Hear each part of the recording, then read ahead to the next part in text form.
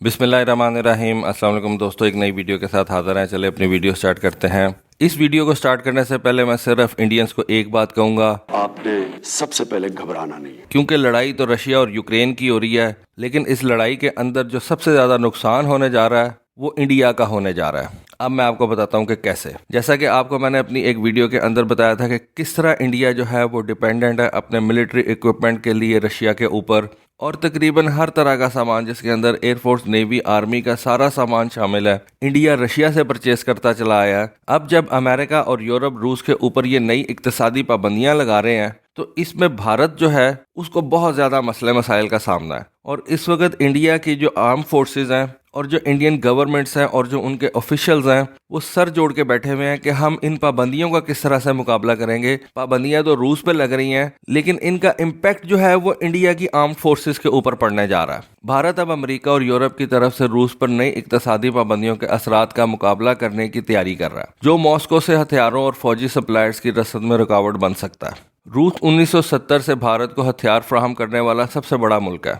आज Indian military के पास तकरीबन 60% असला जो है वो रशियन मेड है, या साबका सोवियत यूनियन का जो है वो बनाया हुआ है। इंडिया जो बहुत सी लाइसेंस बिल्ड चीजें अपने मुल्क के अंदर तैयार करता है, उस मैन्युफैक्चरिंग का भी बहुत बड़ा हिस्सा जो है वो रशिया से ही आता है। अब रूस के यूक्रेन पर हमले के बाद लगाई गई जो फाइनेंशियल पाबंदियां हैं वो रशिया से सामान की सप्लाई को जो है वो मुतासर करेंगी।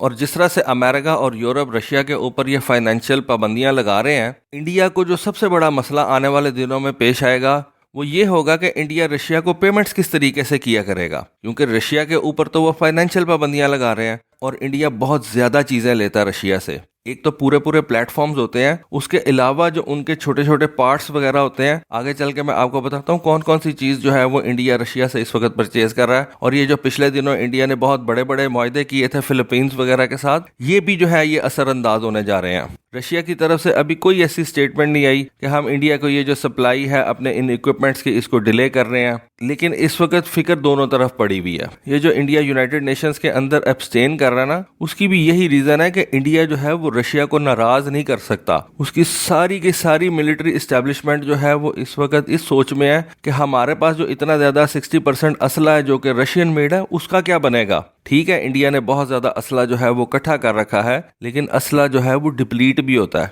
कम भी होता रहता है। और अगर आपको असले के पीछे से सप्लाई ना आए तो ये आपके लिए बहुत बड़ी सरदर्द बन जाता है। इंडिया ने अभी रिसेंटली रूस से जो है वो तकरीबन $8 बिलियन का फौजी सामान जो है वो मंगवाया, और इस सामान के अंदर जो बहुत बड़ी बड़ी चीजें इंडिया को इफेक्ट होंगी आने वाले दिनों में, उनमें S-400 सिस्टम है, एडमिरल ग्रिगोरोविच का जो स्टील्थ फ्रिगेट्स हैं वो शामिल है। जो इंडिया ने इतना बड़ा AK-203 क्लाशनकोव का ऑर्डर दिया अभी रिसेंटली रशिया को, वो भी जो है इफेक्ट होने जा रहा है। इंडिया ने अपनी किलो क्लास की सबमरीन्स के लिए स्पेयर पार्ट्स जो है वो रशिया से मंगवाए हैं, वो अब किस तरह से आएंगे। MiG-29 जहाज जो अभी रिसेंटली इंडिया ने ऑर्डर किए हैं वो इफेक्ट होने जा रहे हैं। Mi-17 हेलीकॉप्टर्स का भी इंडिया ने ऑर्डर कर रखा है, वो भी इंडिया को समझ नहीं आ रही कि अब इसको हम किस तरह से मंगवाएंगे। अब ये जो नई पाबंदियां अमेरिका और यूरोप ने लगाई हैं, ये यकीनी तौर पर रशिया की जो डिफेंस इंडस्ट्री है उसके फाइनेंशियल लेन देन को जो है ना वो रोक देगी। इसका डायरेक्ट असर इंडिया पे पड़ेगा, क्योंकि दोनों ममालिक के दरमियान जो मुआहदे हुए में हैं वो अमेरिकन डॉलर के हिसाब से हुए में हैं।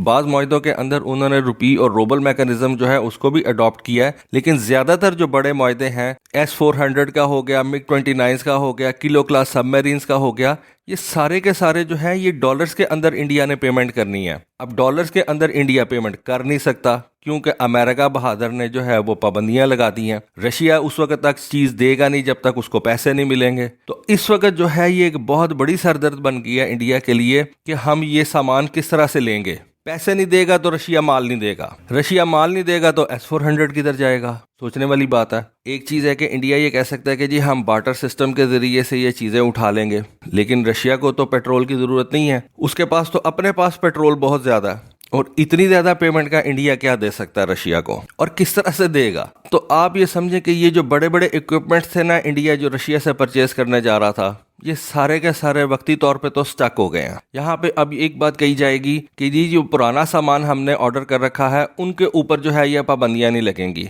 किसी भी सामान पे पाबंदी कोई नहीं लगेगी। S-400 अगर रशिया ने देना तो वो अभी भी कहेगा कि हमने देना है। अमेरिका ने S-400 पे पाबंदी नहीं लगाई, MiG-29 पे पाबंदी नहीं लगाई। अमेरिका ने जो पाबंदी लगाई है उसने कहा जी आप इनके साथ माली लेन देन नहीं कर सकते, इनको आप डॉलर के अंदर पेमेंट नहीं कर सकते। तो डॉलर के अंदर पेमेंट नहीं करेंगे तो चीज कैसे लेंगे? यूक्रेन की जंग से पहले भी रशिया को एक इशू है कि रशियंस जो है वो ये एमुनेशन और स्पेस की जो सप्लाई है उसमें बहुत बुरे हैं। इंडियंस खुद से भी इस बात को एडमिट करते हैं कि Su-30 के लिए जो उनको पार्ट्स वगैरह चाहिए होते थे रशिया उनको बहुत ज़्यादा डिले करता है। शायद इसी वजह से इंडिया जो है वो रफाल की तरफ जाता है, फ्रेंच इक्विपमेंट की तरफ जाता है। इंडिया ने अमेरिका से बहुत ज़्यादा प्लेन्स जो है वो परचेज करना शुरू कर दिए हैं। C-130 जहाज उन्होंने अमेरिका से परचेज किया, P-8 पोसाइडन उन्होंने अब अमेरिका से परचेज किया, अपाची हेलीकॉप्टर्स जो हैं वो परचेज किए हैं। काफ़ी ज़्यादा सामान इंडिया ने अब अमेरिका से परचेज करना शुरू कर दिया है। लेकिन आज भी जो उसका मेन असला है, MiG-29 हो गया, Su-30 हो गया,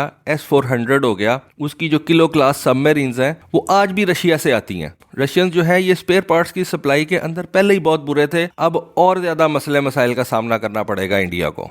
आपको मैं एक छोटी सी फिगर बताऊं, इंडिया हर साल रशिया से तकरीबन 10,000 टाइप के स्पेयर्स और लाइन रिप्लेसमेंट यूनिट्स जो है वो रशिया से परचेज करता है। ये 10,000 वो स्पेयर पार्ट्स हैं जो कि इंडिया ने रशिया से असला परचेज कर रखा है। मसलन T-90 टैंक्स परचेज कर रखे हैं, या Su-30 जो है वो उसने रशिया से परचेज किया, MiG-29 या किलो क्लास सबमरीन्स जो उसने रशिया से परचेज किए हैं। हर साल उनके अंदर ये 10,000 पार्ट्स जो है वो लगते हैं, फिर ये चीज़ें काम करती हैं, फिर ये चीज़ें जो है ये चलती हैं। और ये जो 10,000 टाइप्स के स्पेयर्स हैं इनकी जो टोटल वर्थ है वो तकरीबन $500 मिलियन होती है, और हर साल इंडिया ये रशिया को पे करता है। अब $500 मिलियन इंडिया जो है वो किस तरह से पे करेगा, ये सबसे बड़ा मसला है। और जब तक ये $500 मिलियन रशिया को पे नहीं करेगा, वो स्पेयर पार्ट्स जो है वो हर साल परचेज नहीं कर सकेगा। हर साल वो स्पेयर पार्ट्स परचेज नहीं करेगा तो इंडिया के जो डिफेंस इक्विपमेंट्स हैं वो ग्राउंड होते चले जाएंगे, वो इस्तेमाल के काबिल नहीं रहेंगे। और अगर इंडिया अपने लोकल सप्लायर से ये स्पेयर पार्ट्स हासिल करने की कोशिश करता है तो वो भी कोई बहुत ज़्यादा सक्सेसफुल नहीं रहा। वो कहते हैं कि जो लोकल सप्लायर है ना उसको Indian government long term commitments नहीं देती कि जी हम आपसे ये जो स्पेयर पार्ट है इसको अगले 10 साल के लिए परचेज करेंगे। तो जो लोकल सप्लायर है वो उसमें उस तरह से इन्वेस्ट नहीं करता। लोकल सप्लायर को पता है कि इंडियन गवर्नमेंट ने जो है ये सारा माल जो है ये रशिया से उठा लेना है, तो इसमें हम क्यों इन्वेस्ट करें। इस वजह से आज तक तो लोकल सप्लायर ने इसके अंदर इन्वेस्ट नहीं किया। आज अगर लोकल सप्लायर इसके अंदर इन्वेस्ट करता है और इंडियन गवर्नमेंट जो उसको जो है वो ऑर्डर्स वगैरह करती है और लॉन्ग टर्म जो है वो कमिटमेंट्स देती है कि हम लॉन्ग टर्म में आपका ये जो माल है ये परचेज करेंगे, तो लोकल सप्लायर को ये माल तैयार करते भी टाइम लगेगा। तो कम से कम आप ये कह सकते हैं कि काफ़ी अरसे के लिए इंडिया के ये जो सप्लाईज हैं ये काफ़ी ज़्यादा मुतासर होंगी। हो सकता है लॉन्ग रन के अंदर जाके इंडिया जो है वो ये सोचे कि हम अपने सप्लायर्स के साथ ही काम करेंगे, लेकिन उसमें भी रशियन इजाज़त ज़रूरी होगी। लेकिन इतनी जल्दी इंडिया ये जो है ना ये सारा कुछ अरेंज नहीं कर सकता। और एक मैं आपको और बात बताऊं, इन तमाम पाबंदियों की वजह से ना इन चीज़ों की प्राइसें भी बढ़ जाएंगी और इंडिया के डिफेंस बजट के ऊपर एक इजाफी बोझ जो है वो आ जाएगा, क्योंकि रशिया जो ये चीज़ें बनाता है वो भी तो खाम माल दुनिया में कहीं से परचेज करता होगा और उसने पेमेंट्स वहाँ पे कैसे करनी है। तो रशिया जो है उसकी अपना मैन्युफैक्चरर जो है वो बहुत ज़्यादा मसले में आ गया। उसके मसले में आने की वजह से जो कंट्रीज रशिया से माल परचेज करते हैं वो भी मसले में आ गए हैं। तो इंडिया के लिए हर तरफ से जो है ना इस वक्त वो अंधेरा ही है। इंडिया ने अभी रिसेंटली 6 लाख AK-203 गन्स का जो है वो मुआहदा किया रशिया के साथ। 6 लाख गन्स इंडिया को कैसे वो फराहम करेगा। फिलिपीन को ये जो ब्राह्मोस क्रूज मिसाइल की बैटरियां इंडिया ने देनी है, इन बैटरीज का काफ़ी ज़्यादा सामान जो है वो रशिया से आना है। इंडोनेशिया, वियतनाम को भी इंडिया ने कहा है कि हम आपको ये ब्राह्मोस क्रूज मिसाइल जो है वो सेल करेंगे। इंडोनेशिया और वियतनाम को तो अब छोड़ देना, फिलीपींस का क्या बनेगा ये तो वो भी सोच रहे होंगे कि ये जो हमने क्रूज मिसाइल इंडिया से परचेज करने थे ब्राह्मोस, इसका काफ़ी ज़्यादा सामान जो है वो रशिया से आना है,